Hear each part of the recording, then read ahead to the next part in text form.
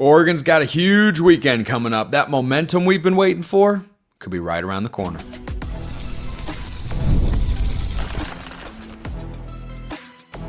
You are Locked On Ducks, your daily podcast on the Oregon Ducks. Part of the Locked On Podcast Network, your team every day.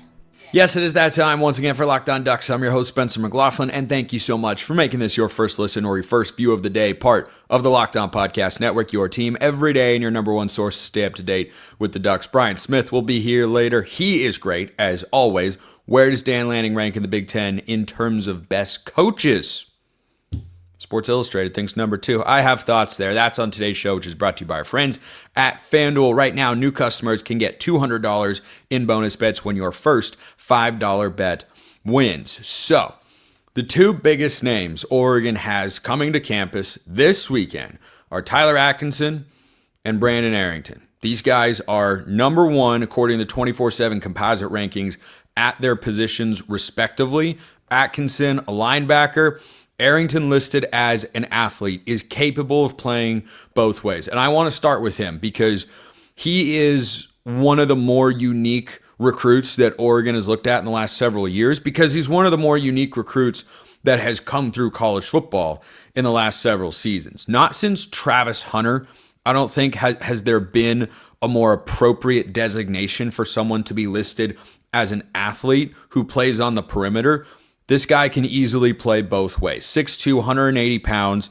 He is from Spring Valley, California. So USC is, of course, in the fold. Texas A&M in the mix. Oregon, Alabama. He did take an official visit to Washington not long ago. They kind of got into it late. It had been the previous 4, or the first 4 that I listed. Those are the visits he's taking throughout June. Oregon is this weekend. Alabama is next weekend. USC is a few days after that. And the following weekend, Texas A&M. Then he commits on July 5th. But this is one of the highest ranked players that Oregon's going after in the class of 2026. But for Washington to kind of sneak a visit in there, as they did last weekend on May 30th, definitely something to note. West Coast guy.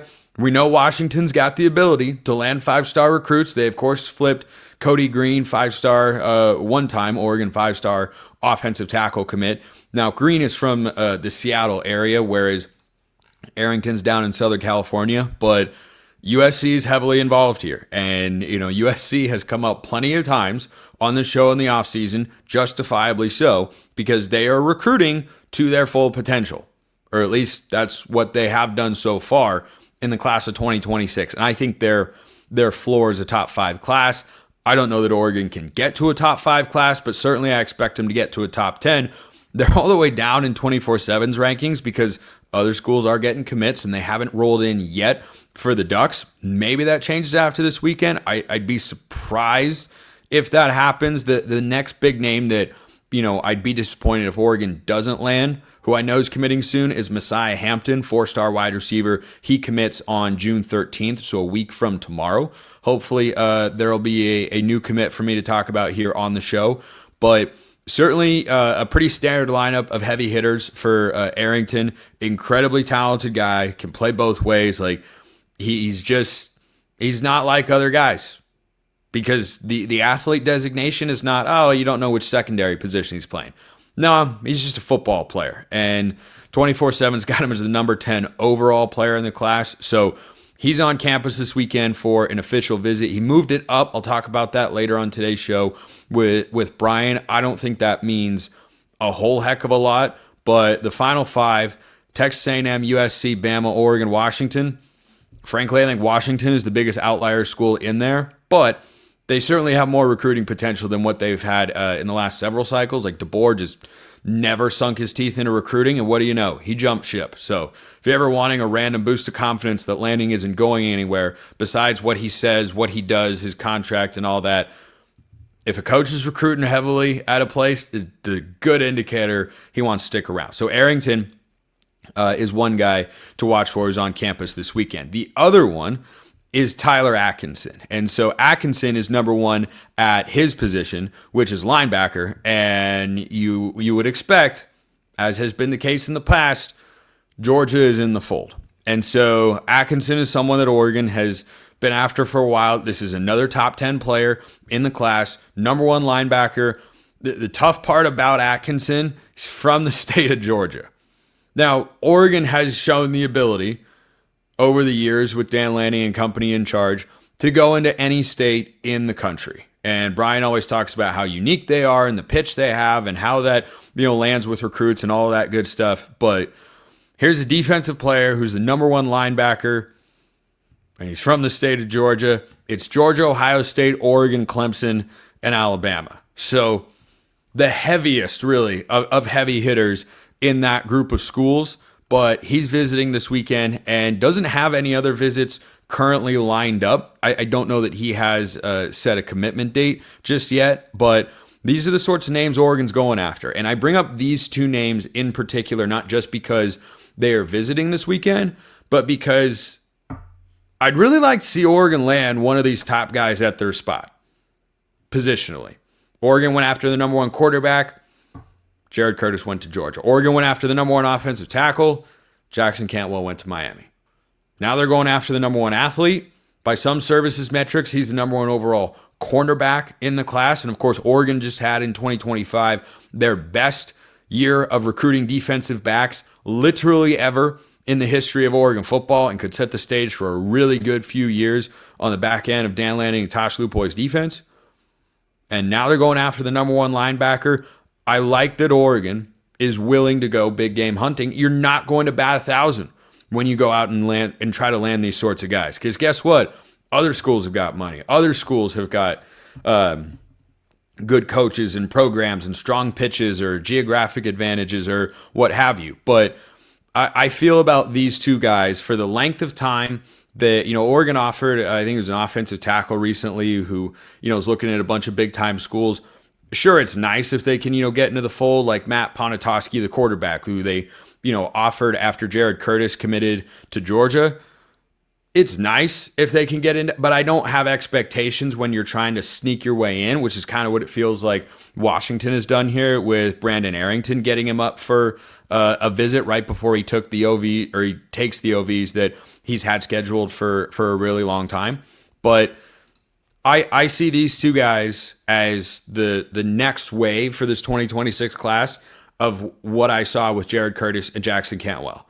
I will be disappointed if Oregon goes 0 for 2. Now, they've got the number 2 tight end in the country, of course, already committed in Kendra Harrison. They have got crystal balls all over the place for the number 2 offensive tackle, Emmanuel Iheanacho. They could eventually land Ryder Lyons at some point, a 5-star quarterback.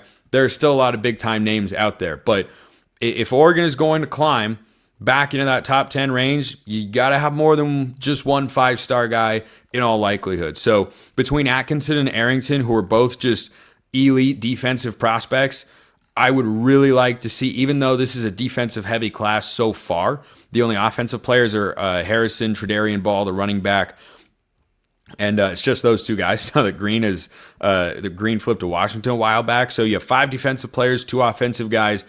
I'm sure that will shift around, but between these 2 defensive players, not that they don't have good recruits on that side of the ball, they do, but for a cornerstone kind of flagship defensive recruit, either one of these guys would be a crown jewel from that standpoint. So that's why I highlight them to start today's show. Let me know your thoughts in the comments below. Hit me up on Twitter, all that good stuff. Do you like hearing from Brian Smith? I certainly do, and he's got a bunch of great stuff. First, this episode brought to you by FanDuel. The NBA playoffs are in full swing. The finals are here, and every night delivers highlight-worthy performances, major momentum shifts, and can't miss moments. Whether it's a game-winning shot or a breakout player, there's never been a better time to get in on the action. FanDuel makes it easy to stay in the game. Before tip-off and live, with player props, performance trends, and same-game parlays, fans have more ways than ever to play smart and win big. If you want to bet on anything related to Oregon, by the way, you can do just that. You've got their conference title odds. You've got their national title odds. You got their win total at 10.5, which is tied for the highest in all of college football. They don't give out win totals higher than that. If you think Oregon's a major regression candidate, you bet them under 10.5. You think they're going 12-0 again, over 10.5 would have some pretty good value in your eyes. So you need to go check out FanDuel. And if you're new to FanDuel, it's the perfect time to sign up. You head to FanDuel.com, place your first $5 bet. If it wins, you'll get $200 in bonus bets. Make every moment more with FanDuel, the official sports betting partner of the NBA. Could Oregon be getting news as far as Brandon Arrington is concerned? Brian Smith, our Locked On recruiting guru and all things on the trail, is here to discuss. So, Brian, the news, because it's June, this is what news looks like, of course, is that Brandon Arrington moved up his official visit 1 week. He was going to visit June 13th.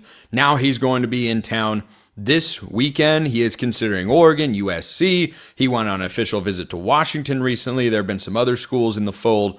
When a guy moves up the timing of an official visit, does it ever mean anything other than he probably had something pop up on his personal schedule that made it easier to do a week before?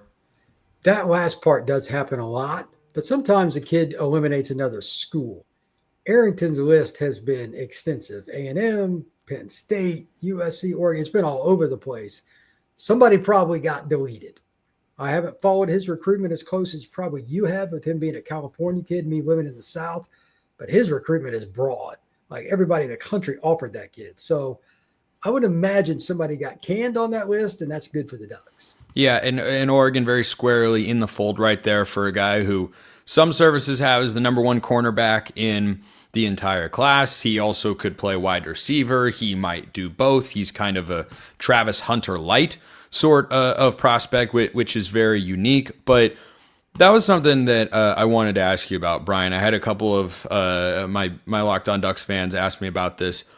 There's a gap between recruiting services with players, with team rankings.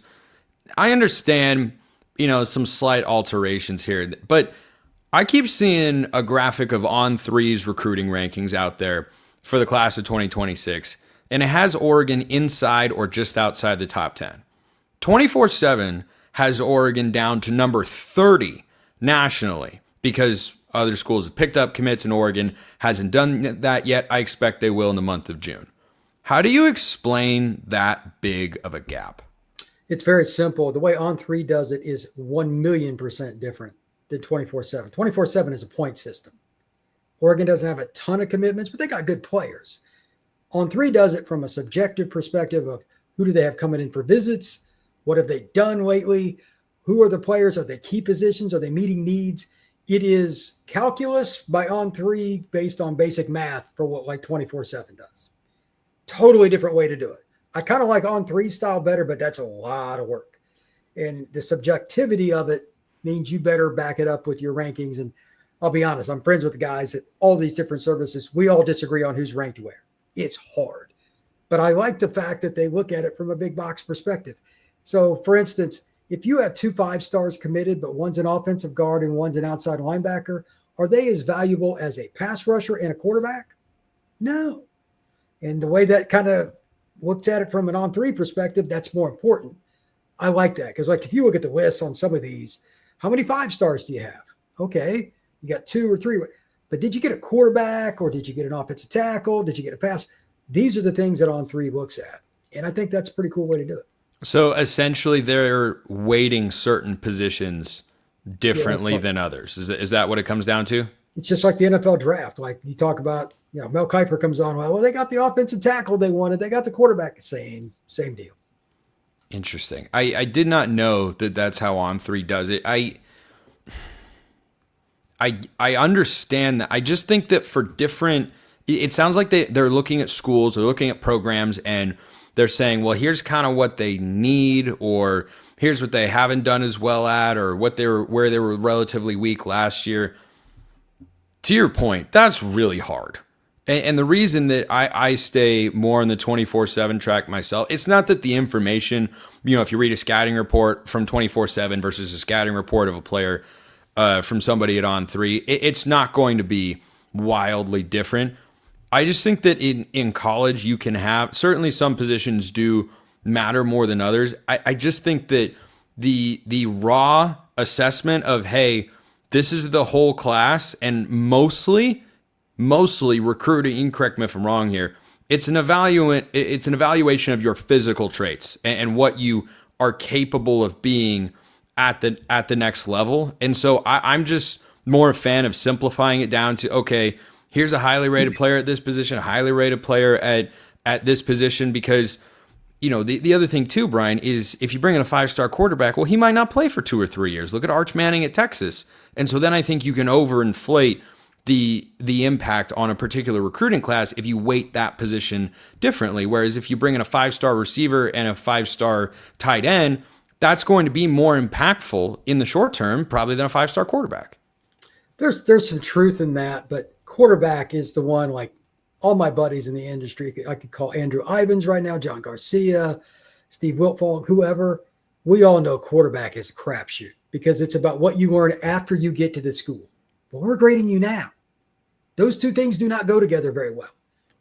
And that's just the way it is. And some of those kids, they can't handle the weight on their shoulders in terms of the pressure immediate. Arch has done a great job. I think it's pretty safe to say he's going to work out just fine. But at the same time, a lot of kids, they can't hack it. And they fall off. It is what it is. I do want to correct one thing you said. This is something I actually have had a conversation with in the last 2 days with multiple people in the industry. You talked about the physical traits. That's the baseline. The two biggest things now aren't just like getting the elite recruit there. Is he a guy that fits your school? And is he somebody that is going to make it off the field? I can't get into a whole lot of – there's a few kids right now. I'm like, this kid's not going to make it. They're elite recruits. I can't say it publicly because I'll get hammered for beating up on a 17-year-old. They're kids that are not going to make it because they have the wrong people around them. They don't have the right attitude, and I don't care how much talent you have. That's why we all talked about Jeremiah Smith, among others. Like, flat out, this kid has a chance to be a Hall of Famer because his attitude's as good as his talent. That is the rarest of rare skill. Jackson Cantwell, same kind of stuff. When you have that kind of attitude and you're just blessed physically, that's when you have found something. Like, Cantwell is going to be a first-round draft pick. I will be shocked if he is not at least that, if not a top 5 pick. Those are the things I'm looking for. And I know a lot of college coaches, from talking to them, that's it too. An easy way to put it. Are you a low-maintenance recruit? And that includes everyone around you. That is a very sensitive subject, but I'm just going to say Nico. There's one. There's another one that just went to the draft. He didn't go as high as people thought, and it was all over ESPN and everywhere else. That's exactly what it is. Yep. Colleges and pro teams want low maintenance. You can scream, you can throw things. That's how this is going, and it's not going back. If you have people around it that school does not like, that's it. I can't blame the schools. I can't blame pro teams for saying, no, don't really want an off-season headache. We'll go find somebody who's talented, because there's so much talent out there at all sorts of spots. I'll get you out of here on this question, Brian, that I got from a Locked On Ducks insider. What's the advantage to a high school athlete going to reclassify and play college ball a year early? And what does history tell us about the advantages or disadvantages of athletes who go on a mission between high school and college? That is a great question. The advantage for the guy that reclasses is getting the NIL money. I don't think it's – yeah, that's it. It's actually disadvantaged, in my opinion, most of the time. Like Ryan Williams is an exception. He's never going to be a big guy. He's just not. Like when I talked to him last, he's like, if you don't get your hands on me at the line of scrimmage, it's over. That sounds arrogant, and it is, and he's right. You can't catch it. He's a nice kid, but he knows that he's a dude. Outside of a kid like that who plays outside the box, it's about weightlifting. The closer you play to the ball, the more years you need. So guys that are linemen that reclass, I'm a little leery of that. Now, the situation with the LDS kids that go on missions and stuff, this is wild. Some of them do more, if you will, than what they're supposed to under the faith with their lifting and all that. They come in, they're more prepared. The other kids that come in, you're like, what happened to the guy we recruited? They've lost 50 pounds. So that's subjective. If you follow the plan that you're supposed to do, you're probably not going to be ready to play for a while. I'm not trying to be mean, but football is different than any other sport on the earth. So it just depends in that regard. The one advantage, like BYU, that's the obvious choice here. They get a lot of kids that will redshirt even after the mission. So they're 4 years out of high school. They're a redshirt freshmen. And that's why they had 23, 24, 25-year-old offensive linemen. They may not be as talented as the other team. You got that many guys that are experienced, a lot of them are married, etc. Guess what happens? Continuity is good. They don't make many errors, and they're good football teams. BYU's done it for as long as I know, and it works fine. So they're usually good. Yeah, that's what I mean. Like O-line, it's not as much about talent. Linemen are made based on working together more than, Jackson Cantwell's an exception. Manuel Iheanacho, okay. But that's not the normal rule. Experience, weight room, and just long process. That's the way it works. So getting kids at those spots, it's okay. But the mission kids that expect to come in and play right away, it's not very easy. I wonder how that'll apply to Gatlin Bear, who took a 2-year mission, 5-star recruit in the 24 class. He'll be on campus next year for 2026. We will see how it goes. Brian Smith, longtime recruiting analyst, host of the Portal Podcast and Locked on FSU. Great as always. Where do you put Dan Lanning and Big Ten coaches? That is coming up next.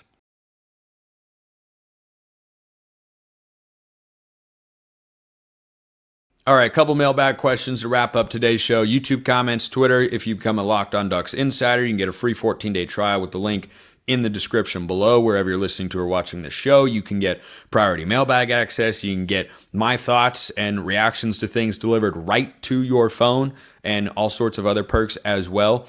Bud sent in a couple of questions. One was about Oregon opening a business school and whether or not that could be a recruiting tool for the Ducks. In short, no. Maybe every once in a while you could find a kid who has that. Oregon is not a place where guys go because, I can get such a quality degree, which can be both a hindrance and a boost. Stanford sneakily is able to recruit pretty well, and it's partially because they have such a highly thought of academic reputation. There are still some kids out there who will only consider schools like Stanford or Georgia Tech or Notre Dame or, Michigan, I think falls in that category. UCLA is a really good school. Oregon is not that sort of place. It's closer to the Ohio State model with, the infamous line from Cardale Jones back in the day. I didn't come here to play school. I think it's great that Oregon's opening that up, and there's, I think a sports business kind of component to all of that. I'm fully supported that, but is that going to be a major recruiting tool? No, I do not think so. But the other thing I wanted to get to that Bud asked about as well is that Sports Illustrated ranked Dan Lanning as the second best coach in the Big Ten, one behind Ryan Day, one ahead of James Franklin.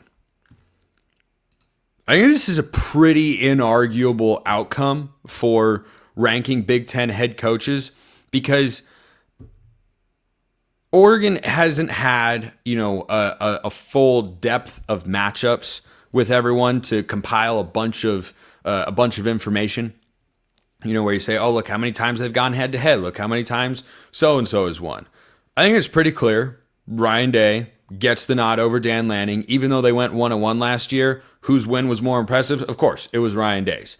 And then on a neutral field, he goes head-to-head with James Franklin, and Oregon was the better team. That game wound up being closer than, it really needed to be or frankly felt at times, but it was still tight.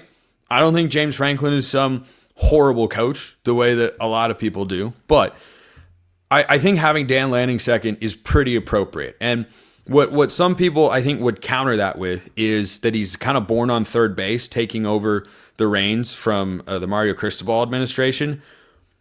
Cristobal had some good teams. There's no doubt about it. No doubt about it. The 2019 team was really good. Not national title good, but really good. The 2021 team, they were always playing on thin ice, and then Utah exposed them in the Pac-12 championship game. I don't think there is maybe 2019. I think 2019 against 2022, I think that one is kind of 50-50. I think 22, you've got a better coaching staff, but 2019, the roster was just so darn good. The point I'm making is there is not a matchup of Cristobal teams against Lanning teams that I feel like any Cristobal team has a significant advantage.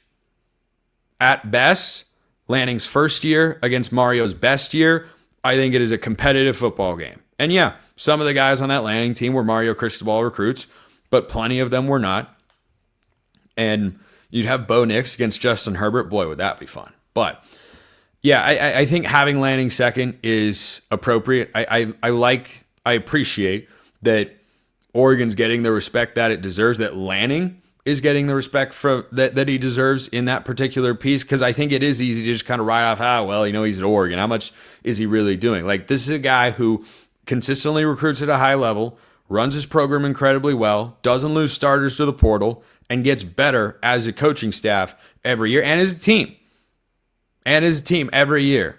10 wins, 12 wins, 13 wins. I had to think about it for a moment. But yeah, 35 wins in 3 years. Turns out that's good no matter what program you were at. And then for my YouTube audience, Brian Smith put together this list of the top 12 recruiting head coaches in all of college football. And I know that some of you might be mildly peeved at our guy, Brian. His Twitter handle is at FBScout_Florida, if you'd like to shoot him a message. But he's got Mario Cristobal there at second, behind Kirby Smart. I think having Kirby Smart at 1 as the top recruiting head coach in all of college football. I won't go through the entire list. You know, the Hugh Freeze, Dabo Sweeney, and Fran Brandt, like on the right side for those watching on YouTube. Like, I have plenty of thoughts. You can hear them over on Locked On College Football. But I do think Dan Lanning is too low on this list, only because Cristobal's ahead of him. I'm fine with Ryan Day being ahead of him. I'm fine with Kirby Smart being ahead of him. But Lanning has pulled in the highest ranked Oregon recruiting classes in back-to-back cycles. Same school, different era with NIL in the portal. I'm sure Mario would have had incredibly talented teams that have rolled through Eugene as well. But I think Mario Cristobal did a lot of good things for Oregon. Coaching and recruiting, I'd rather have Dan Lanning. And we know that Mario is a great recruiter. You know, there was a piece in On3 recently that they're a dark horse for the number 1 class in 2026. Doesn't shock me. Mario reset the standard and expectation, but Lanning elevated it again, and he doesn't have as much experience as Cristobal does. So I disagree with Brian there. Maybe we'll talk about that another time. But where do you think Dan Lanning stands in the Big Ten, in the national recruiting rankings? Let me know in the comments below. Hit me up on Twitter, all that good stuff. Appreciate everyone listening. I will see you next time. Until then, hope you have a wonderful rest of your day, and go Ducks.